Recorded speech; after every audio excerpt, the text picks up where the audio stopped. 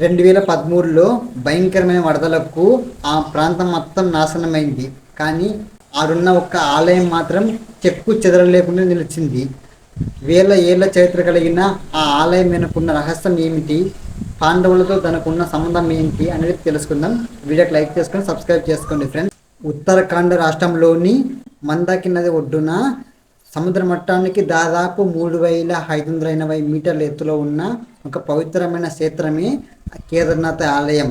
ఇది హిందువులకు అత్యంత పవిత్రమైన క్షేత్రం. ఈ ఆలయం 12 జ్యోతిర్లింగాల్లో ఒకటి, అలాగే చార్ధామ్ యాత్రలో భాగం. పురాణాల ప్రకారం మహాభారతం యుద్ధం అనంతరం పాండవులు తమ పాపాలను విముక్తి కోసం ఆ పరమశివుణ్ణి వెదికారు. అప్పుడు శివుడు ఎద్దు రూపంలో దాగగా భీముడు గుర్తించడంతో ఆ ఎద్దు భూమిలోకి కలిసిపోయింది. ఆ ఎద్దు యొక్క ప్రత్యక్షమైన ప్రదేశమే ఈ కేదార్నాథ్. ప్రస్తుతం ఇది కనిపించే ఈ ఆలయాన్ని 8వ శతాబ్దంలో ఆది శంకరాచార్య గారు నిర్మించారని అంటారు.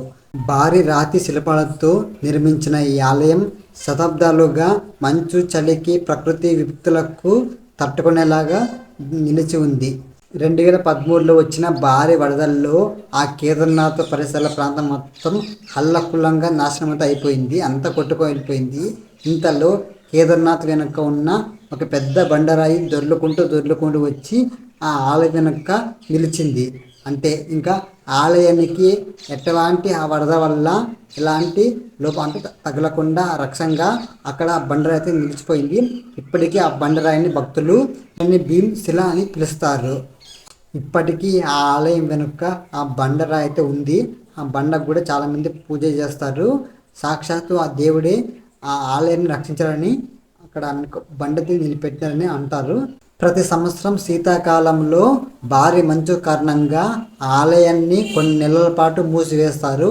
ఆ సమయంలో స్వామివారి ఉత్సవ విగ్రహాన్ని సమీపంలో ఉన్న ఆలయానికి తీసుకెళ్ళి అక్కడ పూజలు నిర్వహిస్తారు. మీరు కూడా జీవితంలో ఒక్కసారైనా కేదార్నాథ్ ఆలయాన్ని దర్శించండి. ఒకవేళ వెళ్ళి ఉంటే కామెంట్ చేయండి. మరి కేదార్నాథ్ ఆలయం గురించి మీకు ఎలా అనిపించిందో కామెంట్ చేయండి. అలాగే వీడియో నచ్చితే లైక్ చేసుకొని సబ్స్క్రైబ్ చేసుకోండి. మరి నెక్స్ట్ వీడియోలో కలుద్దాం. Bye friends.